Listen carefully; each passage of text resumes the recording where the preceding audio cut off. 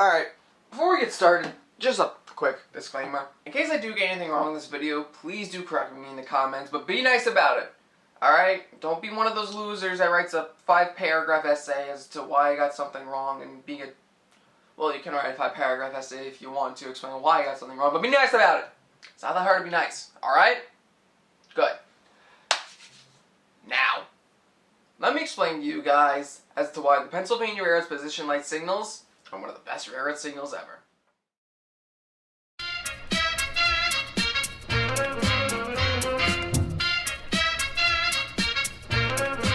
Railroading in America has dominated the country's economy in the best way possible. Over 200,000 miles of track are laid just by the 1900s, and there are already 4 successful transcontinental railroads connecting the East to the now closed American frontier west. There are already hundreds of successful railroads and dozens of successful Class 1s, and because of the amount of freight traffic and passenger traffic that's going up, more trains need to run on the line at a time, which means you need more railroad signals and able to handle all that traffic.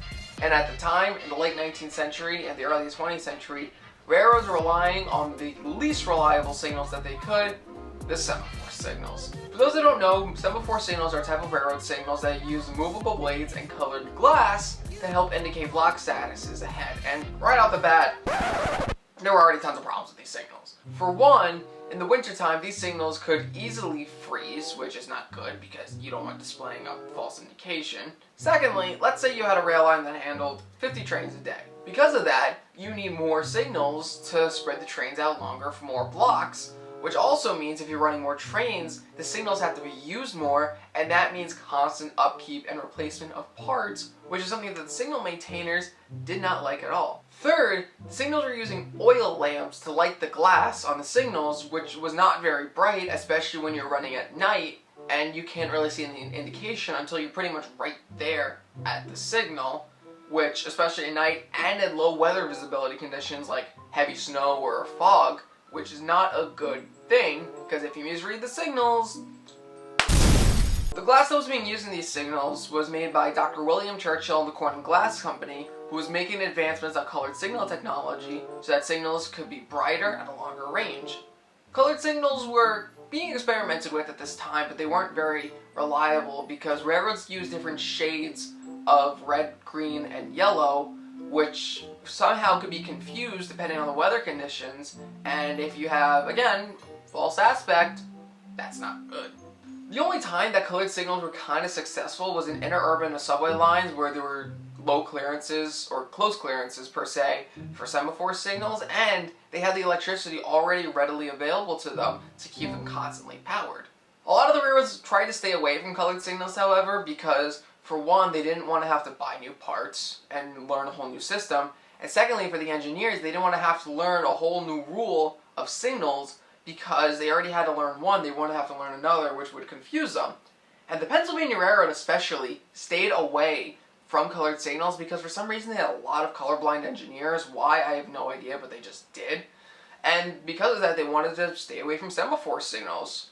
Which, speaking of the Pennsylvania Railroad, this is where we get introduced to our, well, the main character, I should say, of the story, Alexander Holley Rudd. And, okay, for the rest of this, I have to read off my script because I want you guys to hear this guy's resume. So, after becoming a draftsman for the Pennsylvania Railroad Signal Department in 1888, 4 years later he left the Pennsy to work as a signal inspector for the New York Central and Hudson Railroad, which was a predecessor to the New York Central, where he was promoted to signal engineer in May of 1892, and then the assistant superintendent for the New York Central Hudson Division. Then in 1894, he was appointed the foreman of electric signals in the New Haven's Hartford Division and the signal engineer of the Hartford Valley Division.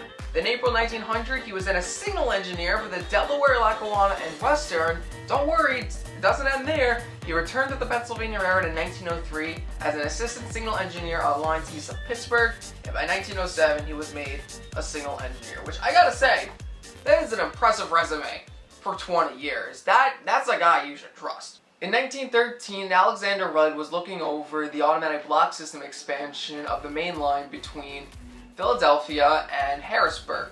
And at the same time, the Pennsylvania Railroad executives have made the choice to electrify the suburban lines between Broad Street Station and Paoli on that main line where Rudd was looking over. With commuter traffic expanding rapidly and the excess of electrification of the tracks into Penn Station, the Pennsylvania Railroad thought it was a perfect opportunity to electrify this section of line to keep traffic going. And of course, they ran into a problem with the semaphore signals.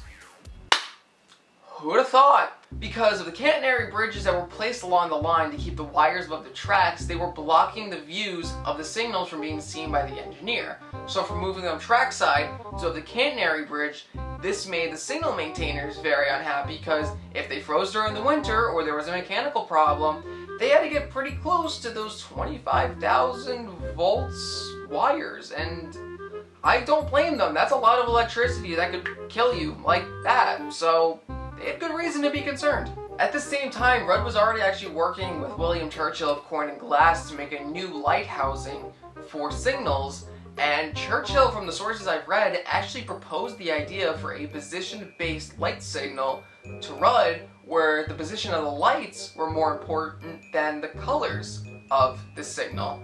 And Churchill and Rudd made a new housing for a 5-watt light bulb that would work really well at night or low visibility like fog or snow. And Rudd, I'm not leaving that out, I'm leaving at least a couple bloopers in. Rudd drew up the design for the signal, and we get what's called the beam light, essentially. These new lamps are nicknamed beam lights, and we have what were the first ever experimental position light signals. And by 1915, the Pennsylvania Road Signal Department had started experimenting with these brand new signals between Overbrook and Paoli, Pennsylvania, and these signals were nicknamed Tombstone signals. The reason why they were called Tombstone signals was because, as you can tell, was the background of the signal was shaped like a tombstone, and the reason why they put this there was to prevent backlighting, which, if you're a real fan photographer, you know how much backlighting sucks.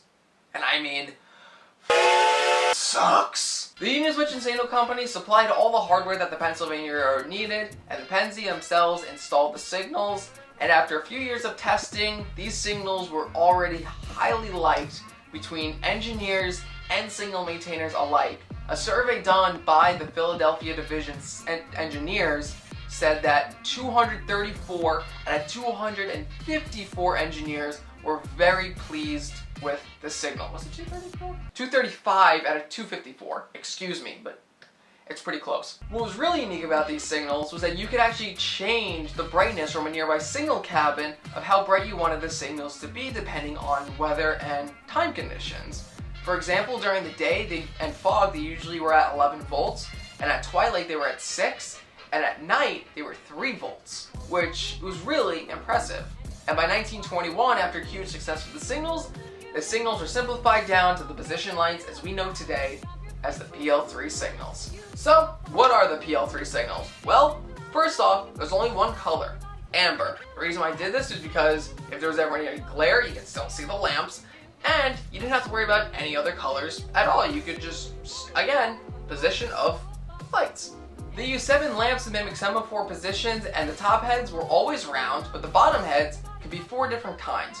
You had a full bottom head, you had a partial bottom head, you had a single, or you didn't have one at all. You also had some flashing aspect, and in some cases you just have a single lamp at the bottom of the signal that would usually display a restricted aspect. And you could also cover up whatever unneeded signal lamps. For example, in some cases, which is actually very common, some top head signals you would only need to display a stop or approach aspect, and the clear aspect, those signal lamps would be welded over. And already there were a ton of safety features with these signals. For one, if one of the 3 lamps of an aspect went out, you still had the other 2 lamps that would tell you the indication of the signals. And there was a safety feature where if 2 lamps went out or 3 lamps went out, it would change to the bottom signal if I remember reading. But usually if 1 lamp went out, I feel like the engineers would just report it already, and then you wouldn't have to worry about misreading a signal. Another important safety feature was that the fact that it was one color, colorblind engineers could actually read the signals and not get it confused with anything else. 3 is how bright the signal lamps were. There was a report that said you could see these signal lamps at up to 4,000 feet away, and at night you could read a newspaper at up to 1,000 feet away with them. That's impressively bright, especially for this point in time. That is impressive for how bright that is. What was also really nice about these signals and cost effective was that you didn't need a lot of new hardware. You could already install these signals on existing semaphore masts. All you had to do was just reconnect some electricity and the signals worked no problem, which was also really nice, especially on the Pennsylvania Railroad's main line between Broad Street and Paoli. They just replaced the signals where former semaphores were. Bada bing, bada boom! By January 1921, there were already 925 high signals and 1,038 dwarf signals installed. And by 1940, 97% of the entire Pennsylvania Railroad system had position light signals installed on them in some form or another. They didn't just stop though with high signals though, they also had smaller signals. You had the PL4s and the PL5s. PL4s were dwarf signals, and the reason why they call PL4s is because of the 4 lamps, and these were more used to indicate slow speeds or used in areas with low clearances. These also had the nickname of cat eyes or owl eyes, which I kind of like it, it's kind of cool. Then you had the PL5 pedestal signals, which are essentially 2 dwarf signals put on top of each other, and these were more used for medium speed indications or also indicating block status for whatever reason, depending on timetable rules, whatever. And for those of you that are probably freaking out, wait a minute, the NW used them, why are you talking about the NW ones? I am, okay? It's the same signals. Kinda. Yes, the Norfolk and Western did use the Pennsylvania Railroad's position light signals because the Pennsylvania Railroad had a huge influence over the NW, owning 1/3 of their shares, starting by amount, in 1900. By 1924, the NW standard signals was semaphores, and by 1925, they phased most of the semaphores out for position light signals. But basically, the NW used colored position lights, or position colored lights, excuse me. The only difference between the Pennsy ones and the NW ones is that the NW took the single lamp out of the top head, and it was pretty much the early look of what the Amtrak position lights were going to look like. They used green for clear, they kept the amber for yellow, and they kept red for stop. It was also an early look at the Pennsylvania Railroad's snake eyes, where they used red for the stop indication, especially on the Buffalo line. Because of how heavy the fog was, they really couldn't see the yellow for whatever reason, so they used red for stop, and this again was nicknamed snake eyes, which honestly is pretty cool. And they didn't just use it on high signals either. I know the Pennsy used it on some pedestal signals. I haven't seen it on any dwarf signals, but there probably is out there, but still, pretty cool. Lehigh Valley also used it in a couple places, which took me a minute to find a photo, but I know there's one photo of the signals being used in Easton, Pennsylvania, but I can't find any other photos. If you guys happen to have any photos, please do reach out to me of the Lehigh Valley using position light signals. I would really like to see that. And, of course, the Pennsylvania Railroad is going to influence someone else. The Pennsylvania Railroad somehow influenced their rival, the Baltimore and Ohio, to create their own position light signals. These were patented by Frank Patel. Sorry, got the name wrong. Don't kill me for that. And depending on the source, either he was influenced by the Pennsylvania Railroad, or his signals were being developed at the same time as the Pennsy was working on the position light signals, but the latter statement seems more logical. And I don't know about you, this might just be because I don't understand position light, well, the Baltimore and Ohio signals, but I don't like those signals. Why can't you just have 2 signal heads? Why do you need 6 lunar lamps to indicate? Like, be normal, just use 2 or 3 signal heads. You don't need all those goddamn lamps, alright? And you know what's even more terrifying? You don't need them for dwarf signals. Why is that a thing? That is terrifying to me. Probably because I don't understand the signal rules, but you don't need that. That's terrifying. Stop! Just stop it. Okay, this is pissing me off too much. Moving on, let's move on to some really funky shit. And by funky shit, I mean the other shit that came out of the Pennsy.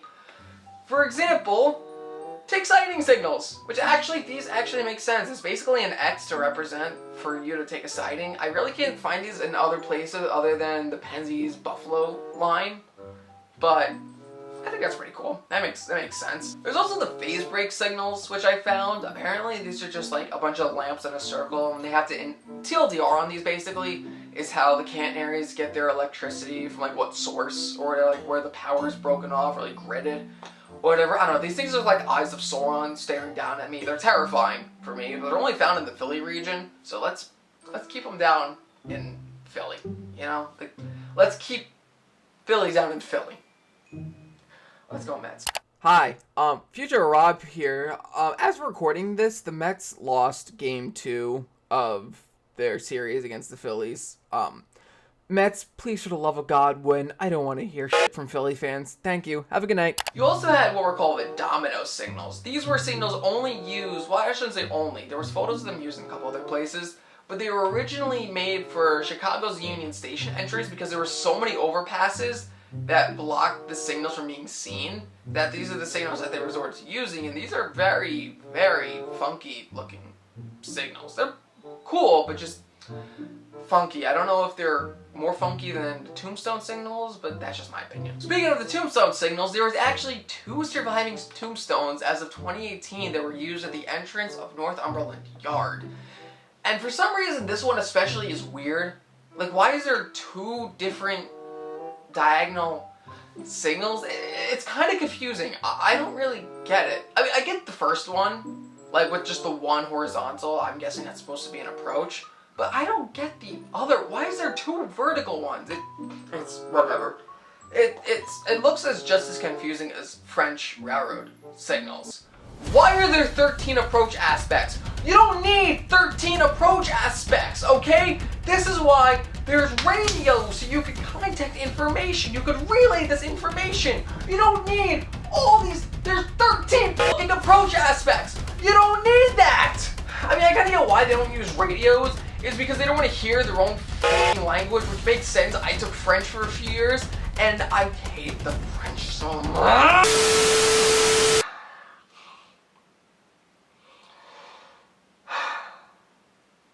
I hate French signals, let's just leave it at that. If there's anyone of the French Railroad that happens to be watching this video, please reach out to me in the comment section and tell me how hard it was to take that signal test, because I'm very curious to know how hard it was. Alright, now, let's stop talking about Sorry, I'm allergic to French people. Moving on. Where are the position light signals today, you ask? Well, they're kinda around today. By kinda around, I mean there's still a shit ton of them still being used. The signal survived all of Penn Central and Conrail into Norfolk Southern, and as of the last 10 years, the signals have been starting to be phased out with newer signals for PTC requirements and regulations. I don't think there's a lot of places anymore where Norfolk Southern still uses position light signals, but I know like into 2018 a lot of them were still in use. But you know who still uses position light signals to this day? The Long Island Railroad. There's a lot of them all over the system, especially between Jamaica and I know on the Port Jefferson line, I think on the Babylon line. No, Babylon line actually most of them were phased out with Vader signals.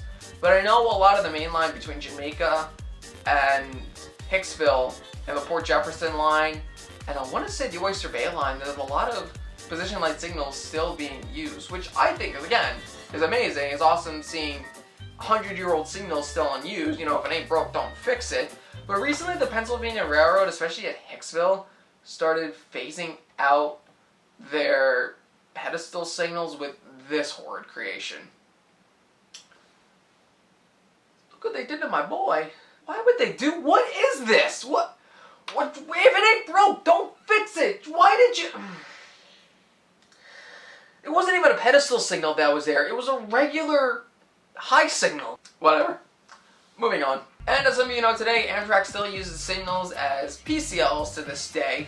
Pretty much on the entire corridor between New York and DC. They're still used perfectly today with no problems. And once in a while, you can find a pretty decently restored signal somewhere out there on the internet, like this lucky bastard who put an entire position light signal in his backyard. But yes, you could find position light signals like this up in someone's backyard, or you could find parts signals for sale on Facebook Marketplace or eBay. I actually found a couple signal lamps for $250, $350 up on the Facebook Marketplace, and I want one so badly, but my wallet is screaming at me not to buy it, but I need it, so I need it, alright? I need this thing. You understand what this means to me? I need the signal link. I'm going through withdrawal right now. Oh my god. Alright, I think I'm gonna end this video here. This video is so much fun to record. Am I still recording? I should have checked that before. Okay, yeah, I am still recording. I have like 3 minutes left. Okay. Anyways, guys, thank you so much for watching this video on the history of the Pennsylvania Railroad's position light signals. If you have any comments or if you have any information that I didn't include you want to add, please do put it in the comments. Please do reach out. I would love to hear out from you guys. And again, don't be a jackass about correcting me in the comments. Be nice about it. Thank you guys so much for watching. Really appreciate it. Please make sure to like and subscribe, as every other YouTuber has said. But anyways, guys, thank you so much for watching. My name is Captain Echo, and I will see you all on the battlefield. Captain Echo out.